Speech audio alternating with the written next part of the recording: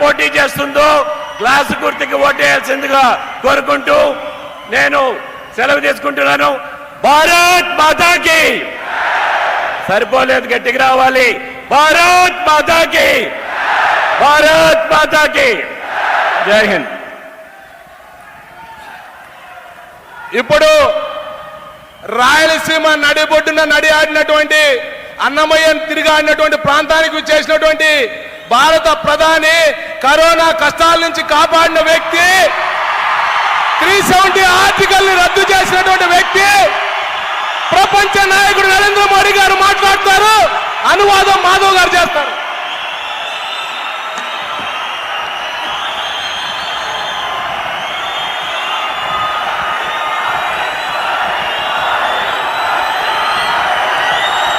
నా ఆంధ్ర కుటుంబ సభ్యులందరికీ నమస్కారాలు.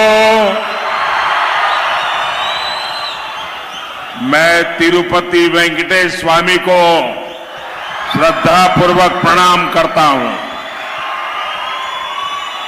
भक्ति धारा के संत अन्नामैया को नमन करता हूं. यहां तिरुपति और चित्तूर से भी अनेक साथी आए हैं. आप सभी का भी अभिनंदन करता हूं. నేను తిరుపతి వెంకటేశ్వర స్వామికి నమస్కారం తెలియజేస్తున్నాను. భక్తి ప్రదాత అయిన సంత అన్నమయ్యకి ప్రణామాలు తెలియజేసుకుంటున్నాను. తిరుపతి మరియు చిత్తూరు నుండి ఇక్కడికి వచ్చిన మిత్రులందరికీ కూడా నేను అభినందనలు తెలియజేసుకుంటున్నాను. भाइयों और बहनों, रायलसीमा में सामर्थ्य की कोई सीमा नहीं. यहां माइंस हैं, यहां मिनरल्स हैं, यहां दिव्य भव्य टेम्पल्स है, यहां मेहनती किसान है, टैलेंटेड नौजवान है और टूरिज्म की अपार संभावना है. इसलिए आज मोदी आपके पास आशीर्वाद लेने के लिए आया है. मोदी का लक्ष्य है रायलसीमा का डेवलपमेंट नई ऊंचाई पर पहुंचे. मोदी का लक्ष्य है आंध्र प्रदेश का विकास. मोदी लक्ष्यम आंध्र प्रदेश विकासम. సోదరి సోదరుమణులారా, రాయలసీమలో ఎన్నో సమస్యలు ఉన్నాయి. ఆ సమస్యలకి హద్దే లేదు. ఇక్కడ గనులు ఉన్నాయి మరియు ఖనిజాలు ఉన్నాయి. ఇక్కడ భవ్యమైన దివ్యమైన దేవాలయాలు ఉన్నాయి. ఇక్కడ కష్టపడి పనిచేసే రైతులున్నారు, ప్రతిభావంతమైన యువకులు ఉన్నారు. మరి పర్యాటక కేంద్రాలకి అవకాశాలు ఎన్నో ఉన్నాయి. ఈరోజు నేను మీ ముందుకు మీ ఆశీర్వాదం కోసం వచ్చాను. మోడీ లక్ష్యం రాయలసీమని బాగా అభివృద్ధి చేసి కొత్త ఎత్తులకు తీసుకెళ్తాం. మోడీ లక్ష్యం आंध्र प्रदेश अभिवृद्धि. साथियों, आप सभी ने दशकों तक दूसरों पर भरोसा किया है, लेकिन आपको क्या मिला? यहां डेवलपमेंट नहीं हुआ, यहां सिंचाई की सुविधा नहीं है, यहां इंडस्ट्री नहीं है, यहां किसान परेशान है, यहां नौजवानों को काम के लिए दूसरे शहरों में जाना पड़ता है. आप मुझे बताइए, ये हालात बदलने चाहिए या नहीं? तो आपको क्या करना पड़ेगा? आंध्र प्रदेश में डबल इंजन सरकार. आंध्र प्रदेश लो कूड़ा डबल इंजन सरकार रावाली. మిత్రులారా, మీరంతా దశాబ్దాలుగా అనేక మందిని విశ్వాసంలో ఉంచారు. రాయలసీమ ఆంధ్రప్రదేశ్కు అనేక మంది ముఖ్యమంత్రులను ఇచ్చారా లేదా? కానీ మీరు ఏమి పొందారు? ఇక్కడ అభివృద్ధి జరగనే లేదు. ఇక్కడ సాగునీటి సంబంధించిన సౌకర్యమే లేదు. ఇక్కడ పరిశ్రమలు లేవు. ఇక్కడ రైతులు ఆందోళనతో ఉన్నారు. ఇక్కడ ఉద్యోగాల కోసం ఇంకొక నగరాలు వలస వెళ్లాల్సిన పరిస్థితి ఏర్పడింది. మీరు నాకు చెప్పండి, ఈ పరిస్థితి మార్చాలా వద్దా? అయితే మీరేం చేయాలి? ఆంధ్రప్రదేశ్లో కూడా డబుల్ ఇంజన్ సర్కార్ తీసుకురావాలి. साथियों, आंध्र प्रदेश की जनता ने बड़ी उम्मीदों के साथ वाईएसआर कांग्रेस सरकार बनाई थी, लेकिन इन्होंने आपके साथ विश्वासघात किया। वाईएसआर कांग्रेस ने यहां गरीबों का नहीं, माफिया का विकास किया। वाईएसआर कांग्रेस के मंत्री कैसे यहां गुंडागर्दी करते हैं, यहां राउडी राज चलाते हैं, वो सबके सामने है। मैं तो हैरान हूं, जिस सैन माफिया के कारण अन्नामैया डैम टूट गया, 25-30 गांवों को नुकसान हुआ, दर्जनों लोगों की जान गई। ये से माफिया को यहां की सरकार बढ़ावा देती है। मैं ऐसे हर माफिया को कहूंगा, वाईएसआर कांग्रेस गवर्नमेंट जाने का काउंटडाउन शुरू हो चुका है। एनडीए सरकार यहां के हर माफिया का इलाज करेगी, पक्का ट्रीटमेंट करेगी। మిత్రులారా, ఆంధ్రప్రదేశ్లో అనేక ఆకాంక్షలతో వైఎస్ఆర్ ప్రభుత్వాన్ని మనం ఏర్పాటు చేసుకున్నాం. కానీ వాళ్ళు మనతో విశ్వాసఘాతకం, మోసం చేశారు. వైఎస్ఆర్ కాంగ్రెస్ ఇక్కడ పేదవాళ్ళని కాకుండా మాఫియాని అభివృద్ధి చేశారు. వైఎస్ఆర్ పార్టీ మంత్రులు గుండాయిజం చేస్తున్నారు. ఇక్కడ ఒక రౌడీ రాజ్యాన్ని నిర్మిస్తున్నారు. అది మీరందరూ చూస్తున్నారు. ఇక్కడ ఇసుక మాఫియా కారణంగా అన్నమయ్య డ్యాం కొట్టుకుపోయింది. అది నేను చూసి ఆశ్చర్యపోయాను. 25-30 గ్రామాలు నష్టం చేకూరింది. 12 మంది మరణించారు. ఇలాంటి మాఫియా ఇక్కడ ప్రభుత్వం మద్దతు లభిస్తుంది. నేను ఇలాంటి ప్రతి మాఫియాకి చెప్పదలుచుకున్నాను, మీ యొక్క కౌంట్ డౌన్ మొదలైందని. ఎన్డీఏ ప్రభుత్వం ఇక్కడ ప్రతి మాఫియాకి చికిత్స చేస్తుంది, ఒక్కొక్కరిని పక్కా ట్రీట్మెంట్ చేస్తుందని తెలియజేస్తున్నాను. आप बताइए, आपके जीवन में साफ पानी जरूरी है या नहीं? मोदी घर घर पाइप से पानी पहुंचाना चाहता है, लेकिन यहां की सरकार जल जीवन मिशन में भी ठीक से सहयोग नहीं करती।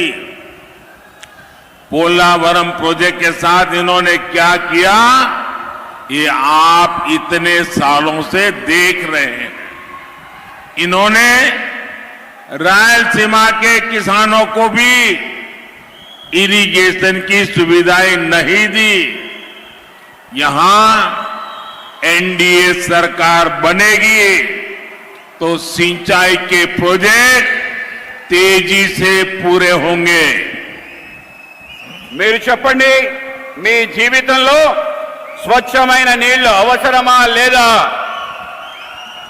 ఇంటింటికి పైప్ లైన్ ద్వారా నీటిని అందించాలని మోడీ కోరుకుంటున్నారు. కానీ ఇక్కడ ప్రభుత్వం జల జీవన్ మిషన్ కి సరైన సహకారం అందించడం లేదు. పోలవరం ప్రాజెక్ట్ కోసం వాళ్ళు ఏమి చేశారో మనందరం ఇన్ని సంవత్సరాల నుంచి చూస్తున్నాం. వీళ్ళు రాయలసీమ రైతాంగానికి సాగునీటి కల్పించడం లేదు. ఇక్కడ ఎన్డీఏ ప్రభుత్వం వస్తే ప్రాజెక్టులన్నీ త్వరితగతిన పూర్తి చేస్తాయని మీ అందరికీ వాగ్దానం చేస్తున్నాను. साथियों, जब स्ट्रांग गवर्नमेंट होती है तो देश भी स्ट्रांग होता है। आज भारत स्ट्रांग है कि नहीं है? यहां से तो बहुत सारे साथी गल्फ के देशों में है। गल्फ के देशों में भारतीयों की आज रिस्पेक्ट बढ़ी है कि नहीं बढ़ी है? वहां किसी भी साथी को प्रॉब्लम होती है तो मोदी सॉल्व करता है। अभी कतर में हमारे साथी फंस गए थे। 10 साल पहले वाली कांग्रेस सरकार होती तो उनका बचना मुश्किल था, लेकिन हम उन साथियों को सुरक्षित वापस लाए। ऐसा क्यों हुआ? क्योंकि आपने एनडीए की मजबूत सरकार बनाई, इसलिए आपका हर वोट एनडीए को मिलना चाहिए। మిత్రులారా, ఎప్పుడైతే ఒక శక్తివంతమైన ప్రభుత్వం ఉంటుందో అప్పుడు దేశం శక్తివంతంగా మారుతుంది. ఈరోజు భారతదేశం శక్తివంతంగా బలంగా ఉందా లేదా? ఇక్కడి నుంచి అనేక మంది మిత్రులు మిడిల్ ఈస్ట్ గల్ఫ్ లో ఉన్నారు. గల్ఫ్ లో నివసిస్తున్న భారతీయులకు ఇప్పుడు గౌరవం పెరిగిందా లేదా? అక్కడ మన మిత్రులు ఎటువంటి సమస్యలు వచ్చినా వెంటనే మోడీ ఆ వాటిని పరిష్కరిస్తారు. ఈ మధ్య ఖతార్లో మన సోదరులు చిక్కుకున్నారు. ఒకవేళ 10 సంవత్సరాల క్రితం కాంగ్రెస్ ప్రభుత్వం ఇప్పుడు ఉంటే వాళ్ళను రక్షించడం చాలా కష్టమయ్యేది. కానీ నేను మన సోదరుల్ని సురక్షితంగా వెనక్కి తీసుకురాగలిగాను. ఇది ఎందుకు జరిగింది? ఎందుకంటే ఎన్డీఏ ఒక దృఢమైన శక్తివంతమైన ప్రభుత్వాన్ని తయారు చేసింది. అందుకే మీ ప్రతి ఓటు एनडीए वेयाली।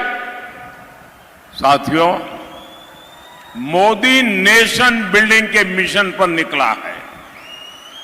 देश को आगे बढ़ाने के लिए दिन रात मेहनत कर रहा है, लेकिन कांग्रेस देश को रिवर्स गियर में ले जाना चाहती है। कांग्रेस लगातार धमकी दे रही है कि जो बड़े काम पिछले 10 साल में हुए हैं वो उन्हें रद्द कर देगी। कांग्रेस कहती है आर्टिकल 370 को वो वापस लाएंगे फिर से। कांग्रेस कहती है सीएए के कानून को रद्द कर देंगे। कांग्रेस कहती है गरीबों को जो फ्री राशन मिलता है वो योजना बंद कर देंगे। कांग्रेस कहती है देश के गरीबों को फ्री मेडिकल ट्रीटमेंट जो मिलता है वो योजना भी बंद कर देंगे। कांग्रेस कहती है राम मंदिर पर सुप्रीम कोर्ट का फैसला भी पलट देंगे, राम मंदिर पर ताला लगा देंगे। क्या आपको ये सब मंजूर है क्या? మిత్రులారా, మోడీ దేశ నిర్మాణం అనే లక్ష్యంతో బయలుదేరాడు.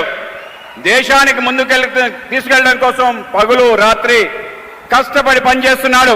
కానీ కాంగ్రెస్ దేశాన్ని రివర్స్ గేర్ లో వెనక్కి తీసుకెళ్లాలనే ప్రయత్నం చేస్తుంది. కాంగ్రెస్ నిరంతరం బెదిరిస్తుంది. ఏవైతే పెద్ద పెద్ద పనులు గత 10 సంవత్సరాలు బట్టి మేము చేశామో వాటినన్నిటినీ రద్దు చేస్తామని అంటున్నారు. కాంగ్రెస్ చెప్తుంది 370 అధికరణని తిరిగి తీసుకొస్తామని, సిఏ రద్దు చేస్తామని కాంగ్రెస్ చెప్తుంది. ఉచిత రేషన్ పథకాన్ని కాంగ్రెస్ నిలుపుదల చేస్తానని చెప్తుంది. చివరికి కాంగ్రెస్ ఉచిత వైద్య పథకాన్ని కూడా నిలిపివేస్తానని చెప్తుంది. కాంగ్రెస్ రామ మందిరంపై సుప్రీంకోర్టు ఇచ్చిన తీర్పును కూడా వెనక్కి నెట్టేస్తానంటుంది. రామ మందిరానికి తాళం వేస్తానంటుంది. దీన్ని మీరు అంగీకరిస్తారా? साथियों, पूरी कांग्रेस पार्टी भारत की संस्कृति, और विरासत से कट चुकी है। कांग्रेस जड़ों से एकदम कट चुकी है। कांग्रेस के मन में हमेशा विभाजनकारी सोच रहती है। कांग्रेस का माइंडसेट ही देश को टुकड़ों में देखने का हो गया है और इसलिए ही कांग्रेस के नेता कभी भारत को एक राष्ट्र मानने से इनकार करते हैं तो कभी देश को बांटने की बात करते हैं। आज कांग्रेस के एक और बड़े नेता ने फिर कांग्रेस की विभाजनकारी सोच का प्रदर्शन किया।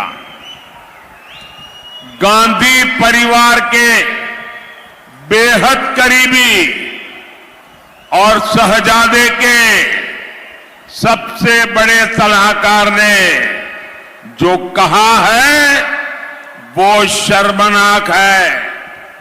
कांग्रेस को लगता है कि जो लोग नॉर्थ ईस्ट के लोग हैं वो चाइनीज की तरह लगते हैं। क्या ऐसी बातें देश स्वीकार कर सकता है क्या? कांग्रेस को लगता है कि साउथ इंडिया के लोग अफ्रीकन जैसे दिखते हैं। मैं जरा सीतारमैया जी से पूछना चाहता हूं, क्या कर्नाटका के लोगों पर यह आरोप आप स्वीकार करेंगे क्या? मैं तेलंगाना के कांग्रेस के मुख्यमंत्री को पूछना चाहता हूं, क्या वे इस प्रकार के आरोप को स्वीकार करेंगे क्या? मैं तमिलनाडु के मुख्यमंत्री को पूछना चाहता हूं, जो तमिल संस्कृति की बात करते हैं, इतना बड़ा गंभीर आरोप लगाया है, क्या तमिलनाडु डीएम के कांग्रेस के साथ अपना नाता तोड़ने की घोषणा करेंगे क्या? तमिल स्वाभिमान के लिए, तमिल लोगों के लिए क्या वो हिम्मत है क्या उनमें? कांग्रेस को लगता है कि पश्चिमी भारत के लोग अरब के लोगों जैसे दिखते हैं। मैं जरा बाला साहब ठाकरे के नकली शिवसेना के जो उनके संतान है, जरा बाला साहब जी को याद करो। मैं इन नकली संतानों को पूछना चाहता हूं, मैं जरा उनके मेंटर बुजुर्ग नेता से भी पूछना चाहता हूं। इन्होंने कहा है कि पश्चिम भारत के लोग अरब नस्ल के अरबी लगते हैं। क्या महाराष्ट्र के लोगों को ये भाषा मंजूर है क्या? कांग्रेस को लगता है कि उत्तर भारत के लोग गोरों जैसे दिखते हैं। क्या आपको ये बात स्वीकार कर सकते हैं क्या? सत्ता के लिए देश का बंटवारा कराने वाली कांग्रेस अब भारतीयों पर नस्लवादी टिप्पणी करने पर उतर आई है। क्या हो गया है कांग्रेस पार्टी को? और ये बात जरा जो उनकी इकोसिस्टम है वो भी समझ रहे हैं कि आप इनका बचाव करने की कोशिश मत करो, क्योंकि जो शहजादे के फिलोसोफर एंड गाइड ने अमेरिका में बोला, उसके 4 दिन पहले खुद शहजादे ने युवकों के बीच में कहा कि अमेरिका में इस रंग के लोग पेपर सेट करते हैं तो इस रंग के लोग परीक्षा में नापास होते हैं, इस रंग के लोग पेपर सेट करें तो सब पास होंगे। हिंदुस्तान पर भी उन्होंने वही टिप्पणी की थी जिसका विस्तार शाहजादे के गुरु ने किया है। ये दोनों की बातें मिली हुई बातें हैं, सोच समझ करके बोली हुई बातें हैं। और मैं पूरी कांग्रेस पार्टी पर, शहजादे पर, इस शाही परिवार पर गंभीर आरोप लगाता हूं। अरे मुद्दे नहीं है तो कम से कम हम भारतीयों का मखौल मत उड़ाओ। तीसरे फेज में घुटने टेकने की बौखलाहट में ये लोग कुछ भी कहे जा रहे हैं, लेकिन देश कांग्रेस की एक एक विभाजनकारी बात को सुन रहा है, समझ रहा है। क्या आप ऐसी सोच वाली कांग्रेस को, देशवासियों के भी मैं कहना चाहता हूं, सिर्फ मैं आंध्र में नहीं कह रहा हूं, मैं देश के जहां जहां चुनाव बाकी है सभी देशवासियों को कहना चाहता हूं, ऐसा गुनाह करने वाली कांग्रेस को बख्शा नहीं जाना चाहिए, उनको सजा होनी चाहिए। కాంగ్రెస్ ఈ దేశం యొక్క వారసత్వాన్ని తొలగించాలని చెప్పి ఈ దేశాన్ని ముక్కలు ముక్కలు చేయాలని చెప్పి ఒక ఆలోచన చేస్తుంది. కాంగ్రెస్ ఈ దేశం యొక్క విభజనకి మూలాలని తీసివేయాలి, తొలగించాలనే ప్రయత్నం చేస్తుంది. ఇవాళ కాంగ్రెస్ భారతదేశం ఒక జాతి కాదు, విభిన్న జాతుల సమూహం అని చెప్పి చెప్తుంది. కాంగ్రెస్ ఈ దేశ విభజనకి కారణమైంది. ఇవాళ కాంగ్రెస్ కుటుంబంలో అతి దగ్గరగా ఉండే వ్యక్తి, ఈ విధంగా గాంధీ పరివారానికి దగ్గరగా ఉండే వ్యక్తి మాట్లాడుతున్న మాటలు మనం చూస్తే మనందరం కూడా సిగ్గుపడాలి. ఈరోజు భారతదేశం మొత్తం కూడా దక్షిణాది రాష్ట్రాలు ఉత్తరాది రాష్ట్రాలుగా విభజన చేయాలని చెప్పి మాట్లాడుతున్నారు. ఇవాళ దక్షిణాది రాష్ట్రాలు విభజించి అవి వేరు అని చెప్పి మాట్లాడుతున్నారు. ఇవాళ మనం కర్ణాటక సంబంధించిన వ్యక్తులు మేము వేరే రాష్ట్రం అంటే ఒప్పుకుంటారా? ఇవాళ తమిళనాడు సంబంధించిన వాళ్ళు తమిళ సంస్కృతిని పొగిడే ముఖ్యమంత్రి మేము వేరే దేశం అంటే ఒప్పుకుంటారా? ఇవాళ గాంధీ పరివారానికి అతి దగ్గరగా ఉండే వ్యక్తి ఇవాళ మాట్లాడుతున్న మాటలు ఏవైతే ఉన్నాయో మనందరినీ కూడా చాలా బాధను గురి చేస్తున్నాయి. ఇవాళ బాల్ ఠాకరే గారు సంబంధించిన ఏదైతే అతి దగ్గర సంస్థలు ఉన్నాయో ఆ పార్టీకి సంబంధించిన పెద్దలు ఎవరైతే ఉన్నారో వాళ్ళ మూలాలకి దూరం అయిపోయి ఇవాళ కాంగ్రెస్ యొక్క భాష ఏదైతుందో ఆ భాషకి వాళ్ళు కూడా వంతపాఠం ఏదైతుందో అత్యంత దురదృష్టకరం. ఇవాళ కాంగ్రెస్ పార్టీ కేవలం అధికారం కోసం దేశానికి సంబంధించిన విభజన మరొకసారి తీసుకురావాలని చెప్పి దేశాన్ని ముక్కలు ముక్కలు చేయాలని చెప్పి ఒక ప్రయత్నం చేస్తుంది. ఇది కేవలం మీకే చెప్పడం లేదు, దేశ వ్యాప్తంగా ఉన్న అందరికీ కూడా హెచ్చరిక తెలియజేస్తున్నాను. కాంగ్రెస్ ఆలోచనలోనే దేశాన్ని విభజించాలని చెప్పి పాలించాలని చెప్పి నల్లవాళ్ళు అని చెప్పి ఆలోచన. అమెరికాకి ఈ యువనేత వెళ్తే అక్కడ కూడా ఇటువంటి మాటలే మాట్లాడాడు. భారతదేశం గౌరవం తగ్గించే విధంగా ప్రయత్నం చేశాడు. కనుక మనందరం కూడా కాంగ్రెస్ పార్టీ యొక్క ఆలోచన పైన జాగ్రత్తగా అప్రమేయంగా ఉండాలి, వాటిని తిప్పికొట్టాలని మీకు తెలియజేస్తున్నాను. साथियों, आज एनडीए सरकार देश में इंडस्ट्रियल कॉरिडोर बनाने पर बल दे रही है। यहां भी देखिए कितने एक्सप्रेसवे बन रहे हैं, चारों तरफ 4 लेन 6 लेन हाईवे बन रहे हैं। नंदियाल एरागुंटला रेलवे लाइन का काम पूरा हो चुका है। नई कडप्पा बेंगलुरु रेलवे लाइन स्वीकृत हो चुकी है। कडप्पा एयरपोर्ट के नए टर्मिनल का निर्माण हो रहा है। आने वाले 5 साल में इंफ्रास्ट्रक्चर के ऐसे हर काम का और विस्तार होगा। बीजेपी ने घोषणा की है कि साउथ में भी बुलेट ट्रेन चलाई जाएगी। आप मुझे बताइए, आंध्र प्रदेश में बुलेट ट्रेन चलनी चाहिए कि नहीं चलनी चाहिए? మిత్రులారా, నేడు దేశంలో పారిశ్రామిక కారిడార్ల నిర్మాణకు ఎన్డీఏ ప్రభుత్వం పెద్దపీట వేస్తుంది. ఇది కూడా చూడండి, దేశంలో అనేక రకాలుగా ఎక్స్ప్రెస్ హైవేలు నిర్మాణం అవుతున్నాయి. అన్ని వైపులా 4 లేన్లు 6 లేన్లు జాతీయ రహదారులు నిర్మాణం అవుతున్నాయి. ఇక్కడ నంద్యాల ఎర్రకుంట్ల రైల్వే లైన్లు పనులు పూర్తయ్యాయి. కడప బెంగళూరు మధ్య కొత్త రైల్వే లైన్ ఆమోదం లభించింది. కడప విమానాశ్రయానికి కొత్త టెర్మినల్ నిర్మాణంలో ఉంది. రాబోయే 5 సంవత్సరాల్లో మౌలిక సదుపాయాల పనులు మరింతగా విస్తరిస్తాయి. బీజేపీ ప్రకటిస్తుంది ఏమిటంటే దక్షిణాది రాష్ట్రాలకు కూడా బుల్లెట్ ట్రైన్ కావాలని. మీరు నాకు చెప్పండి, ఆంధ్రప్రదేశ్కి బుల్లెట్ ట్రైన్ కావాలా వద్దా? साथियों, रायलसीमा के किसानों का जीवन सिर्फ और सिर्फ एनडीए सरकार ही बदल सकती है। यहां टमाटर बहुत उगाया जाता है। आने वाले 5 साल में हम टमाटर जैसी सब्जियों के लिए स्पेशल स्टोरेज के क्लस्टर बनाने जा रहे हैं। पुलिवेंदुला में बनाना प्रोसेसिंग क्लस्टर से किसानों और नौजवानों को बहुत लाभ हो रहा है। आने वाले 5 सालों में फूड प्रोसेसिंग इंडस्ट्री का विस्तार होगा। इसमें भी एफपीओ यानी फार्मर प्रोड्यूसर ऑर्गेनाइजेशन को मदद दी जाएगी।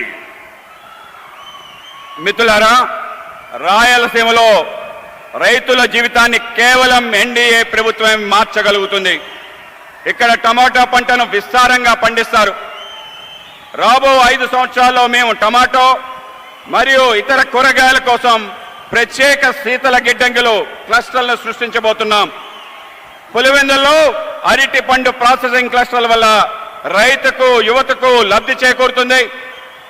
రానున్న 5 సంవత్సరాల్లో ఫుడ్ ప్రాసెసింగ్ రంగంలో మరింతగా విస్తరిస్తుంది. ఇందులో కూడా ఎఫ్పిఓ రైతు ఉత్పాదక సంస్థలకు సహకారం అందించబడుతుంది. एनडीए के जितने भी हमारे ये कैंडिडेट है, एमएलए का चुनाव भी साथ साथ है। हमारे सभी एमएलए के जो उम्मीदवार हैं, आप सबसे मेरा आग्रह है, इस क्षेत्र के कल्याण के लिए इन सबको विजयी बना करके भेजिए। इनके अलावा राजमपेट लोकसभा सीट से भाजपा प्रत्याशी मेरे मित्र किरण कुमार रेड्डी, चित्तूर लोकसभा सीट से टीडीपी प्रत्याशी प्रसाद राव, तिरुपति लोकसभा सीट से बीजेपी प्रत्याशी वारा प्रसाद राव, कड़प्पा लोकसभा सीट से टीडीपी प्रत्याशी भूपेश रेड्डी, इन मेरे सभी साथियों को जिता करके दिल्ली भेजिए। और जब आप इनको वोट देंगे ना, तो वोट दिल्ली में सीधा मेरे खाते में जमा होगा। साथियों, ज्यादा से ज्यादा मतदान कराएंगे। ज्यादा से ज्यादा पोलिंग बूथ जीतेंगे। अच्छा, मेरा एक काम करेंगे, घर घर जाइएगा और कहिएगा कि अपने मोदी जी आए थे और मोदी जी ने आप सबको नमस्कार कहा है। मेरा नमस्कार पहुंचा देंगे। बोलिए भारत माता की जय. भारत माता की। बहुत बहुत धन्यवाद। మిత్రులారా, ఎన్డీఏ నుంచి మనకున్న అందరు అభ్యర్థులు ఎమ్మెల్యేగా మీరు ఓటు వేసి పంపించాలని నేను కోరుకుంటున్నాను. వీరితో పాటు రాజంపేట లోక్సభ స్థానానికి బీజేపీ అభ్యర్థిగా నా మిత్రుడు కిరణ్ కుమార్ రెడ్డి గారిని మీరు ఓటేయాలి. చిత్తూరు లోక్సభ టీడీపీ అభ్యర్థిగా ప్రసాద్ రావు గారికి మీరు ఓటేయాలి. తిరుపతి లోక్సభ సీటుకి బీజేపీ అభ్యర్థిగా వరప్రసాద్ రావు గారికి మీరు ఓటేయాలి. కడప లోక్సభ సీటుకి టీడీపీ అభ్యర్థిగా భూపేష్ రెడ్డి గారికి మీరు ఓటేయాలి. మిత్రులారా, మీరందరూ కూడా వాళ్ళని ఎంపీలుగా చేసి ఢిల్లీకి పంపించాలి. వాళ్ళు నాకు బలాన్ని చేకూరుస్తారు. వాళ్ళు నాతో తోడే ముందుకెళ్తారు. మరి మీకు ఒక పని అప్పచెప్తున్నాను, మీరు చేస్తారా? మీరు ఇంటింటికి వెళ్ళండి, చెప్పండి మీ సేవకుడు మోదీ మీకు నమస్కారం చెప్పాడని. వాళ్ళ నమస్కారం నాకు ఆశీర్వాదంగా ఉంటుంది. మీరందరూ కూడా తప్పకుండా ప్రతి ఇంటికెళ్ళి నా